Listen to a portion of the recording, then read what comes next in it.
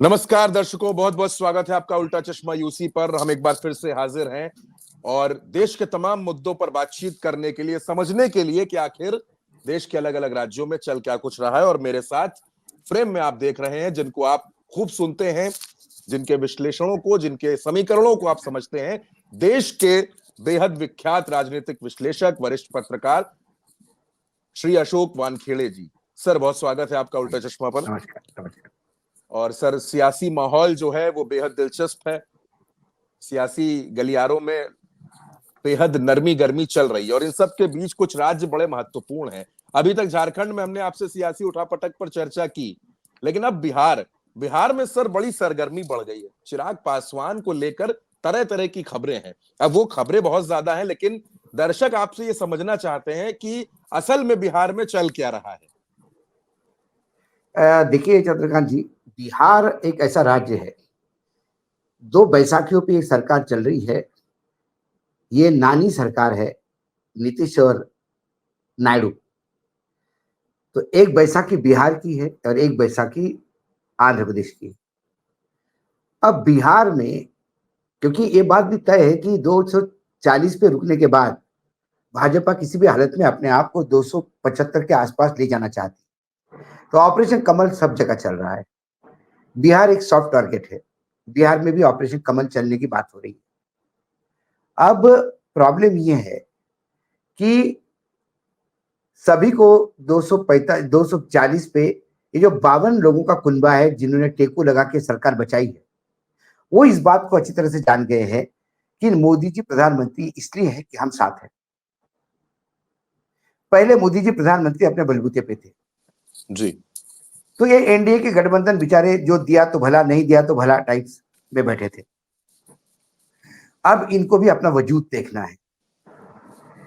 सबको पता पड़ गया है कि नरेंद्र मोदी नाम का ब्रांड खत्म सा हो गया है।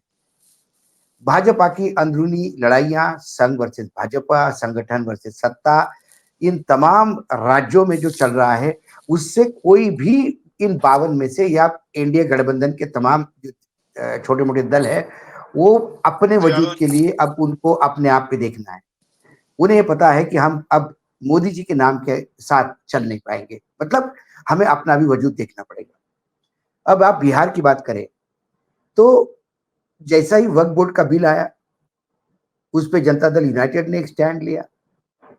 उसके बाद चिराग पासवान ने एक स्टैंड लिया। उसके बाद लेटरल एंट्री पर भी इन दोनों ने एक स्टैंड लिया। जातिगत जनगणना ये दोनों चाहते हैं। और ये तमाम बातें जो राहुल गांधी कह रहे हैं, उसके साथ कहीं ना कहीं जनता दल यूनाइटेड और चिराग पासवान खड़े होते दिखाई देते हैं जी। जो सरकार के खिलाफ है। जी। अब ऐसा तो नहीं कि चिराग पासवान के पास 5 मेंबर ऑफ पार्लियामेंट है, वो चौथी पांचवी बड़ी पार्टी है इंडिया गठबंधन। जी। सबसे पहले बीजेपी है, दूसरे नंबर पे टीडीपी है, तीसरे नंबर पे जनता दल जी। यूनाइटेड है, जी। चौथे जी। नंबर पे एकनाथ शिंदे है और पांचवें जी। नंबर पे चिराग पासवान। जी। तो जब इन्होंने आवाज उठानी शुरू कर दी, क्योंकि चिराग पासवान को अपनी कॉन्स्टिट्यूंसी देखनी है, अपने वोटर्स देखने जिनके बिल्कुल। बलबूते पे हो, और उन्हें जी। यह पता है कि मेरा वोटर मेरे पास नहीं तो मैं हाशिए पे हूं। क्या हुआ था उनके पिताजी की मृत्यु के बाद? तब तो मोदी जी ने उनके सर पे हाथ नहीं रखा था, मोदी जी ने उनके चाचा के सर पे हाथ रखा। जी। और जब चाचा के साथ मोदी जी चले गए तो बेटा सारे पदों से निकाला गया, पार्टी से बंगला बेइज्जत करके खाली किया गया। वो अकेला थकेला पड़ा हुआ लड़का, उसने फिर से अपनी नई पार्टी बनाई और वो नई पार्टी को फिर जनमत अपने साथ लिया। और जब चुनाव आए लोकसभा के, तब बीजेपी को समझ में आ गया कि जो उनके साथ है पशुपतिनाथ पारस, वो फूका हुआ कारतूस है। उन्हें उठा के फिर जी। बेटे पे हाथ रख दिया, 5 सीटें लेके आए। अब प्रॉब्लम यह है कि जैसी जैसी आवाज निकाली है, जैसी आवाज बुलंद की है चिराग जी। पासवान ने, जी। एकाएक जो जायसवाल जी है, जो बिहार के बीजेपी के अध्यक्ष है, दिलीप इन्होंने जायसवाल जी। दिलीप जायसवाल जी, जी। दिलीप जी ने फिर पशुपतिनाथ से मुलाकात की। अच्छा। फिर पशुपतिनाथ को लेके दिल्ली आए, ओहो। फिर अमित शाह से मुलाकात करवाई। तो क्या ये बात चिराग से अलग है? चिराग समझ नहीं आ रहा है, बिल्कुल चिराग को भी समझ बिल्कुल नहीं आ रहा है। चिराग का बिल्कुल। प्रॉब्लम है, चिराग के पास 5 सांसद है, जी 5 में से चिराग और उसके बहनोई छोड़ के बाकी तीनों बीजेपी के पाले में जाने को तैयार है। जी। ऐसे में चिराग आज इस बात को भी रिग्रेट कर रहा होगा कि काश अपने लोगों को टिकट देके चुनाव जितवाया होता। कुछ बिल्कुल जगह चर्चा है कि टिकट बिके, कुछ जगह चर्चा है कि जनता दल यूनाइटेड ने अपने कुछ टिकट थोपे, कुछ बीजेपी ने बोला तुम ही लड़वाओ। तो वो एक अनसर्टेनिटी है। दूसरी तरफ आने वाले 4 राज्यों के चुनाव, जिसके 2 तो डिक्लेयर हो गए चुनाव, जी जी जम्मू जी कश्मीर और हरियाणा में, जी। झारखंड और महाराष्ट्र तुरंत होने हैं उसके बाद। इन 4 राज्यों में यदि बीजेपी हारती है, जो कम से कम अभी दिखाई दे रहा है, और यदि वो बीजेपी हारती है तो फिर नरेंद्र मोदी ये बैगेज बन जाएंगे एनडीए के गठबंधन के लिए। फिर ऐसे में जो बिहार के चुनाव है अगले साल, उसमें जी क्या करे, इसके लिए कहीं ना कहीं आरजेडी और जनता दल यूनाइटेड के बीच में बातचीत चल रही है। तो बड़ी तो बात है सर ये तो। क्या नीतीश, हाँ बिल्कुल बातचीत, क्योंकि देखिए आरजेडी ने कभी अपनी विंडो बंद करी ही नहीं नीतीश के हाँ, लिए। और वो विंडो दरवाजा तो अगर हमेशा बंद खुली भी है। रहा तो रोशनदान और खिड़कियां खुली रही हैं। नहीं नहीं सर, उन्होंने तो पूरा उनके रोशनदान ही उन्होंने दरवाजे इतने बड़े कर दिए नीतीश के लिए। बिल्कुल सही, आप आ बिल्कुल जाइए। सही। जी तो सर। ऐसे में नीतीश कुमार अपनी चमड़ी बचाएंगे, जी जी बिल्कुल पासवान अपनी चमड़ी बचाएगा, क्योंकि उनके राजकीय भविष्य पे प्रश्न चिन्ह है। बिल्कुल अनुप्रिया बिल्कुल। पटेल अपनी चमड़ी बचाएगी। हम्म अनुप्रिया पटेल को भी अपना वजूद बचाना है। हम्म। यदि तुम केन केन प्रकरण या बैकडोर से या फ्रंट डोर से, कहीं से फ्रंट डोर से नहीं हो रहा तो बैकडोर से, यदि तुम संविधान की जगह मनुस्मृति लाना चाहते हो या वो एजेंडा लाना चाहते हो, तो फिर उसके लिए ये दलित मतों के भरोसे या पिछड़ों के भरोसे जो राजनीति करते हैं, वो हाशिए पे चले जाएंगे, वो सब विद्रोह करेंगे। फिर ऐसे में सरकार कितनी टिक पाएगी? सवाल वो है। एकनाथ शिंदे के 5 है, वो एकनाथ शिंदे यदि कल समझ में आ गया कि मैं बर्बाद हो गया तो क्या करेगा? उनके लोग क्या करेंगे? बिल्कुल। तो ऐसे कई चीजें हैं जो आज एनडीए गठबंधन में बहुत अनईजी चीज है, जिसको बोलते हैं अस्वस्थता है सब लोग। और बिल्कुल बिहार में कब कोई पलट जाएगा कोई बता नहीं सकते। बिल्कुल बिल्कुल। सर ये जो तो बिहार, चिराग। जी जी जी। हाँ आप कंप्लीट कर लें फिर मैं सवाल नहीं पूछता नहीं, हूँ। बोलिए बोलिए। मैं कह रहा हूँ जो चिराग पासवान का जो पूरा एपिसोड समझ में आ रहा है, देखिए चिराग पासवान सरकार के कई फैसलों से असहमत नजर आए हैं, कई फैसलों पर। और अब बीजेपी में, एनडीए में चिराग पासवान की जो स्थिति है उसको लेकर कई जो संशय थे वो बड़ी बारीकी से सर आपने बताया, और कई बातें आपने ऐसी बताई जो बड़ी हैरान करने वाली। लेकिन सर अभी आपने एक बड़ा दिलचस्प नाम लिया है एकनाथ शिंदे का महाराष्ट्र की राजनीति में, और महाराष्ट्र में इन दिनों बड़ी हलचल है सर। आप तो बड़ी बारीकी से समझते हैं महाराष्ट्र को, वहां के तो पत्ता भी अगर उड़ता है तो आपको खबर रहती है वहां पर। नहीं, नहीं, ऐसी जो बात जो नहीं है। वहां नहीं, बिल्कुल सर, हाँ लोग कहते हैं कि महाराष्ट्र की भी राजनीति कुछ ऐसी है कि महाराष्ट्र को अगर जुकाम हो जाए तो छींके दिल्ली को आने लगती हैं। कुछ महाराष्ट्र में इन दिनों सियासत वैसी ही चल रही है।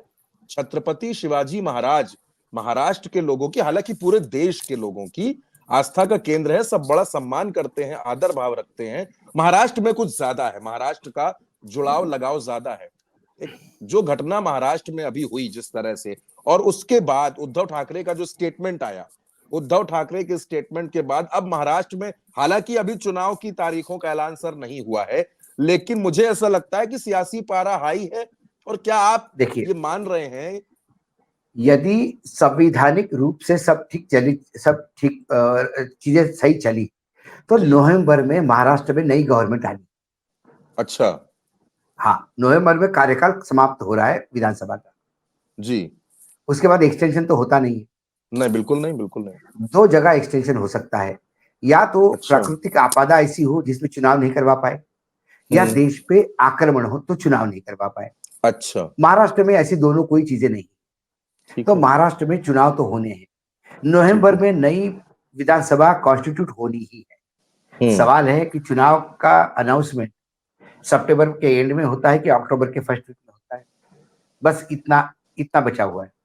हम्म। चुनाव के मोड में सारे राजनीतिक दल चले गए। अच्छा। बीजेपी ने भी अपने प्रभारी सह प्रभारी नियुक्त किए, लगातार मीटिंग चल रही है।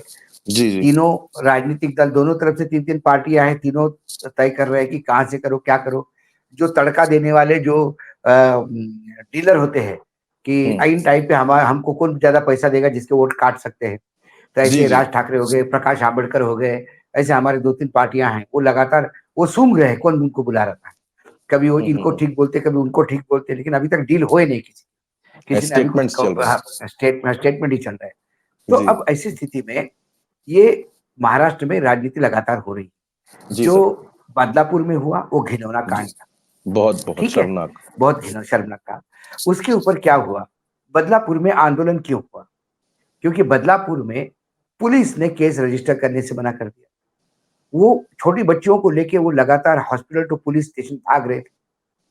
ऐसे में जब बदलापुर में पेरेंट्स ने इकट्ठा होकर स्कूल के बाहर प्रदर्शन किया 4 घंटे, सुबह 6:30 से 10 बजे तक, लेकिन स्कूल के मैनेजमेंट के कान पे जू नहीं रेंग रही, क्योंकि वो सत्ता पक्ष के साथ शायद उनके कोई संबंध होंगे। जी जी जी तो जी। उन्हें लगा कि सैया भय कोतवाल तो डर काहे का।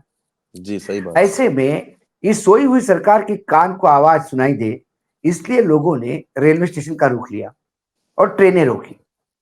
ट्रेनें रोकने के बाद थोड़ी सरकार को समझ में आ गया कि कुछ हो रहा है। फिर जब पुलिस का बल उपयोग हुआ तो लोगों ने वही ट्रेन के पटरी के पत्थर फेंके। यह हादसा हुआ। 9 घंटे तक ट्रेनें बंद रही। फिर मुख्यमंत्री आए, फिर ये हो गई, फिर लगा दनादन सस्पेंड हो गए पुलिस वाले, लोग अरेस्ट हो गए, तुरंत अरेस्ट हो गए, सारी बातें हो गई। उसके बाद विपक्ष ने कहा हम बंद का ऐलान करेंगे, उन्हें नहीं करने दिया।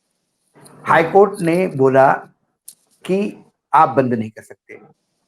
ऐसे समय बोला कि सुप्रीम कोर्ट भी नहीं जा सकते थे, टाइम नहीं। हाईकोर्ट की अवमानना न होकर के बंद वापस ले लिया। एक सीन एक ये है। अब दूसरा सीन देखिए कलकत्ता में। बंगाल में भी एक घिनौना कांड हुआ जिसकी निंदा करना जरूरी है। पुलिस ने एक्शन लेट ली, ये भी वहीं पे भी हुआ। उसके बाद पुलिस ने मुजरिम को पकड़ा, सीबीआई ने इंक्वायरी चालू की, सीबीआई के हाथ में केस चला गया।